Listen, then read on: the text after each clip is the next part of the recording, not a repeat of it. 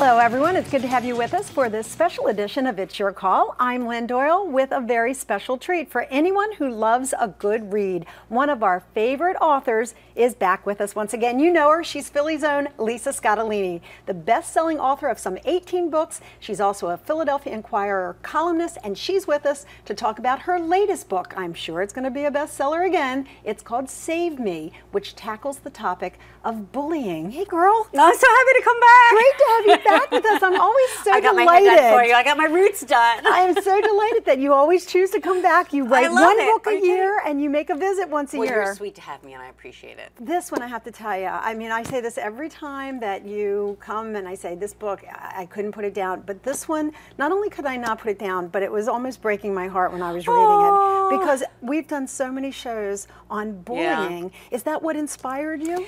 Well, there's a couple things that inspired me. I mean, I think it started with the story that I was talking to a friend.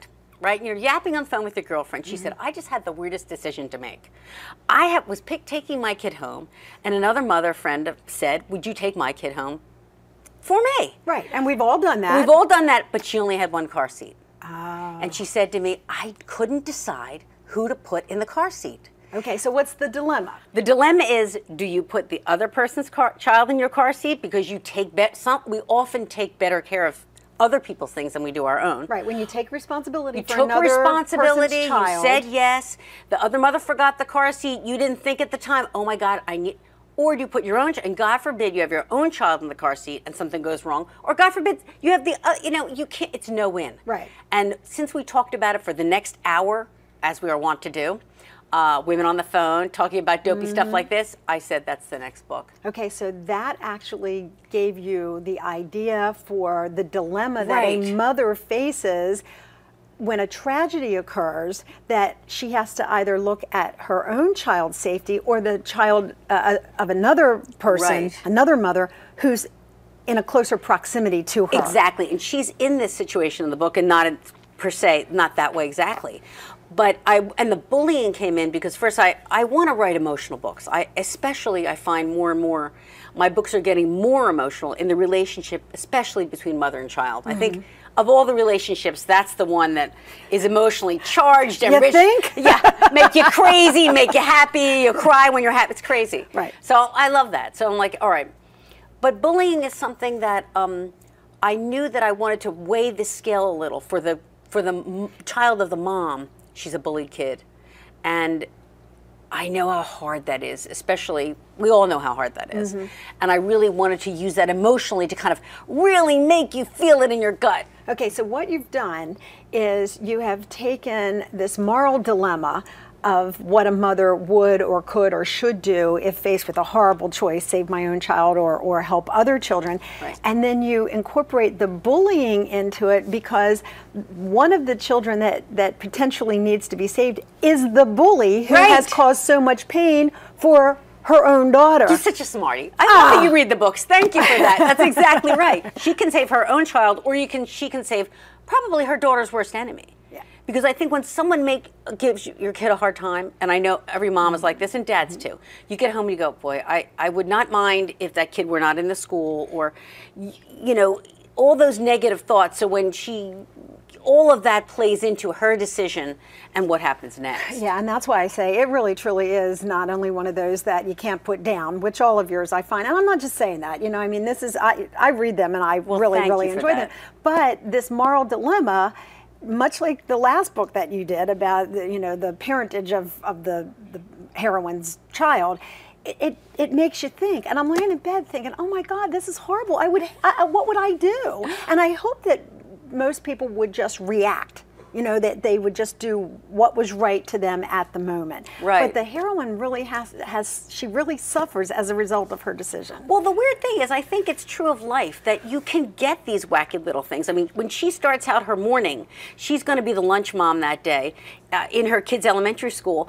And we have plenty of mornings where we start out, oh, I'm going to come on Lynn today and I'm going to try to get my roots done. And everybody whose days ends horribly, or God forbid, in a morgue or in a hospital, they don't start their day thinking that's going to happen. No. And as weird as I am, having written 20 crime novels over 20 years, a lot of mornings I go, I wonder what the end of my day is going to be. Yeah. The Philadelphia Police Homicide Division has a great motto. It's, our day begins when yours ends.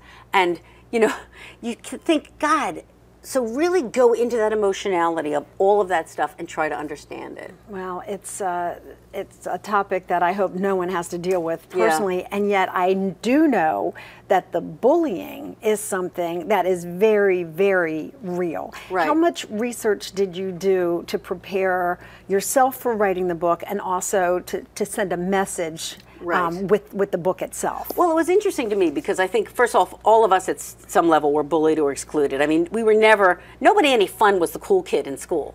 I think even the cool kids don't feel like the cool kid. You know, I've had cool kids on this show that say they get bullied too. I mean, we always look at them and think that, you know, they're perfect from the distance and everything, but they've shared stories where they've felt intimidated at times as well. Yeah, I think that's true. So I looked back, there was a point when I was bullied. There was a kind of like, because I had this big Italian nose and I'm sort of, so people said Italians live in sewers and my nickname was Rat. I mean, that's weird. And you kind of don't forget feeling like an outsider. Was that hurtful for you as a child? Yeah. You understood the connotation that went with it? Well, I didn't get it really because all my relatives were Italian and nobody was living in the sewer, but okay. And the truth is, I think in a way it's not the worst thing to think you're an outsider, especially when you're a storyteller. Yeah. You know, there's a reason in Great Gatsby. But when you're a kid, you're not a storyteller yet. No. You're a storyteller in waiting, so I'm sure that it was very difficult for you. How cool will it be if that training made me get to sit on your show and talk to you and get all dressed up and have a great conversation? Well, you know, I know everybody says, well, things happen for a reason, you know, et cetera, and maybe, you know, that experience did give you the strength to become, you know, the best-selling author that you are. But still, when you were doing the research for this book, did it shock you just how many people have experience with bullying? I think it shocked me, and I went into, in answer to your question, I went into a school. And I spent some time there. The staff was wonderful. I spent some time with the kids. I hung out at lunch period. I just was among a group of third graders for a day, which is really fun and tiring. Yeah. But I think what surprises me today is that, you know, in my day, sounds so ancient, you could leave the schoolyard, nobody would call you Rat. But nowadays, you go home and, you know, the schoolyard's on your computer. And we all know that. It's more pervasive. I think there's a viciousness about it. Well, there's that anonymity to it as well. Sometimes you can say things, or you can make accusations or whatever, and you have a screen name. I mean, a lot of times people do know who's the source of the information, but it also gets passed around from one person to another to another. I mean, a rumor today, it used to take a while. Oh, right. Today it's instantaneous. I could write something on this laptop right now, and what, in the time it would take send, it's done. It's out there. Sure. The damage is done. And in this book too, I have a lot of the bullying that happens at the adult level, because it does. I mean, if you take, I'm on Facebook and Twitter, you just read down a line of Twitter, somebody's calling somebody a name that's really horrible.